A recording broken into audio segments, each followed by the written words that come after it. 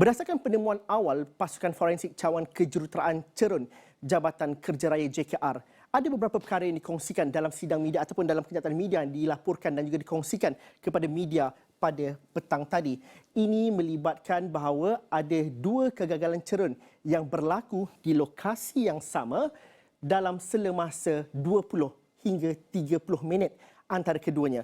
Di mana kalau berdasarkan daripada perkongsian kepada pihak media sebentar tadi, pihak JKR mengatakan bahawa runtuhan pertama berkemungkinan besar berlaku di kawasan perkemahan.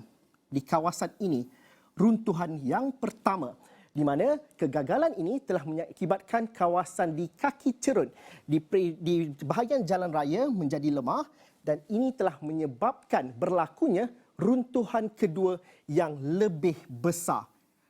Ini dikatakan dalam sela masa 20 hingga 30 minit. Tapi ada juga pihak yang mempersoalkan sama ada runtuhan berlaku akibat aliran air, akibat masalah sistem perpaidatan di kawasan sekitar. Ini khususnya merujuk kepada kawasan jalan raya, paip dan kawasan saliran dan juga parit. Namun JKR mengesahkan dan juga menjelaskan bahawa hasil pemeriksaan mendapati longkang sedia ada di kawasan jalan berada dalam keadaan yang bersih dan juga kering.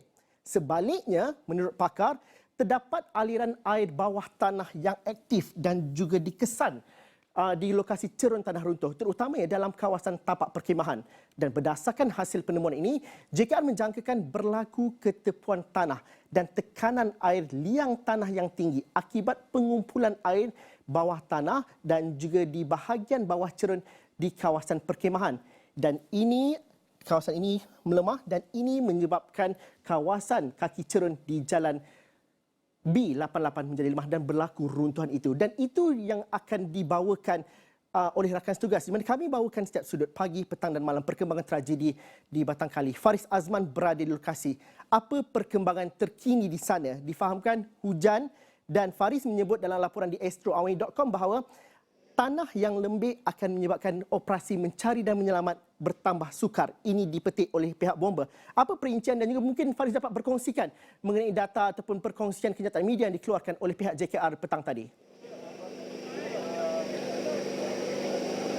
Baik, terima kasih Zul. Itu yang dijelaskan oleh Pengarah Bomba Negeri Selangor, Datuk Nur Azam Khamis, di mana apabila hujan pada hari ini, hari ketiga operasi mencari dan menyelamat sudah tentu 4.30 petang sehingga 5 petang hujan lebat di kawasan ini. Ketika ini hujan mulai pada jam 7 tadi dan difahamkan operasi akan stand down setiap kali hujan. Dan apa dikatakan oleh Datuk Nur Azam bahawa apabila hujan, keadaan cerun ataupun keadaan cerun dan keadaan tanah di kawasan sektor A, B dan juga C akan menjadi lebih lembut dan ia memberi kekangan kepada pasukan operasi mencari dan menyelamat, terutamanya apabila risiko itu apabila ada. Bagaimanapun beliau mengatakan tiada pergerakan tanah berlaku di mana pihak JUPEM telah pun meletakkan sensor di kawasan berkenaan. Tetapi ingin menceritakan lanjut, beliau berkata bahawa kesukaran dan cabaran itu ada oleh pihak bomba dan pelamat, terutamanya kepada tim-tim pasukan-pasukan di kawasan-kawasan yang berisiko.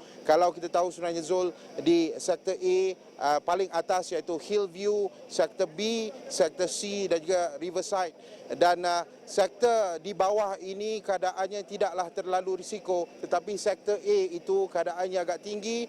Ia dikuatiri membawa dan mengundang risiko yang lebih berbahaya kepada pasukan mencari dan menyelamat. Dan apabila excavator ataupun mesin jentera berat diletakkan di kawasan-kawasan pencarian, jadi pergerakan setiap pasukan itu perlu diterhadkan supaya tiada pergerakan-pergerakan tanah berlaku akibat kita katakan berat beban ataupun berat mesin jentera itu sendiri. Jadi itu yang dijelaskan oleh Datuk Nur Azam Khamis. Tetapi apa yang beliau katakan dengan menggunakan alat iaitu GPR, ia mengecilkan sedikit skop pencarian.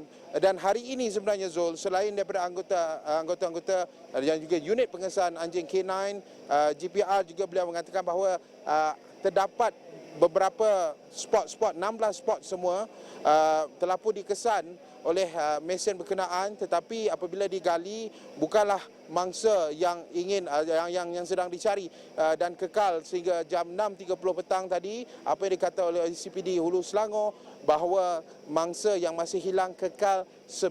Dan ketika ini apa yang dikatakan oleh Zul menerusi apa yang kenyataan media oleh JKR sendiri, bahawa apabila kita melihat kepada sidang media sebentar tadi, begitu juga kenyataan media daripada JKR sendiri, boleh kita katakan bahawa keadaan di kawasan ini juga berisiko, masih lagi berisiko, tetapi tiada pergerakan tanah berlaku daripada hari pertama hinggalah hari ketiga, Zul. Okey, terima kasih Faris Azman langsung dari lokasi di Batang Kali.